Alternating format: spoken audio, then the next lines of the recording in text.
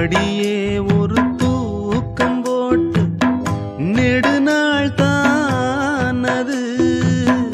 கிளியே பசும் பாலும் தேனும் வெறுப்பாகி போனது.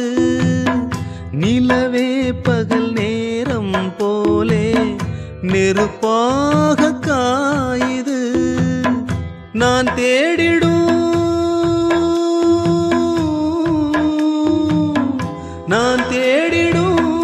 ராசாத்தியே நீ போவதா ஏமாத்தியே.